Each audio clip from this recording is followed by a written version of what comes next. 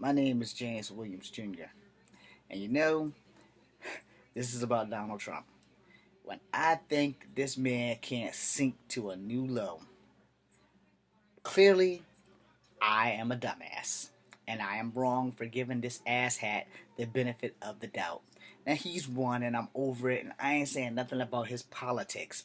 This is something a little bit more important because he took a direct stab at the military with saying that NATO is obsolete. Let me tell you something, buddy.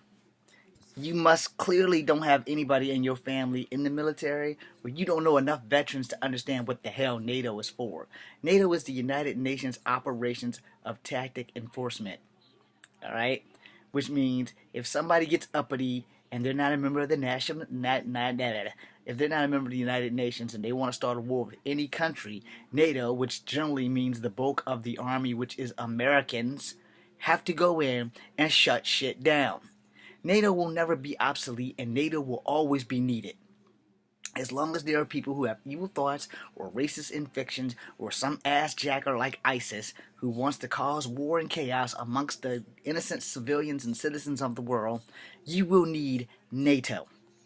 Because NATO is the United Nations military faction, which means every nation who's in the United Nations Army is in NATO. And if you haven't joined NATO, you should probably consider it because you never know when you're going to be needed. Now, the thing with people who aren't in the military who have no idea why you have the UN, why you have the United Nations and the NATO, like most of the people, we all bleed red and we all want the same goals. We want to live proper, peacefully, with maybe an itch or two that can be scratched now and again, but without completely decimating our freaking civilizations or our populations. But for this asshat to say NATO is obsolete, come on, Donald. What happens when one of your children or grandchildren decided they want to serve? Well, guess what? Uh, United Nations, buddy. NATO. NATO is not obsolete. The French Foreign Legion is not obsolete. China's army is big, and so is South Korea, and so is North Korea. And if any one of these people decided they want to just jump up and say, hey, fuck it, I'm going to take over the world, you're going to need NATO. Alright? Because NATO's is basically the allied forces. It's like the main headquarters and shit like that. And if I'm wrong, only a veteran can tell me that I'm completely wrong. But as far as Donald Trump is, he's not a veteran. He's never looked at a military installation without saying something about it. He's probably not really contributed to any military installations. And none of his children have probably voluntarily served. And according to news or fake news that when Vietnam came, he had an injury and he got out of Vietnam.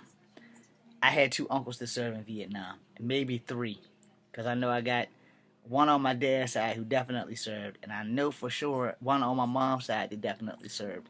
So I have family members who have been in the service of America's military for quite some time.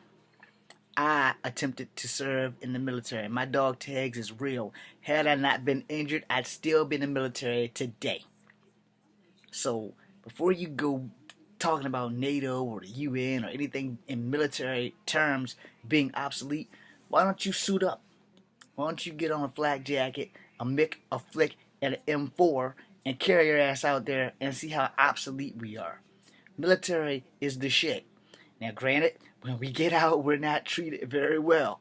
But, the military, you need the military. Because freedom is not free.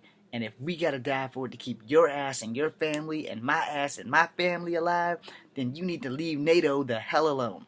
Now, I'm James Williams Jr., and I probably have pissed off a whole lot of people, but I know that I haven't pissed off any vets.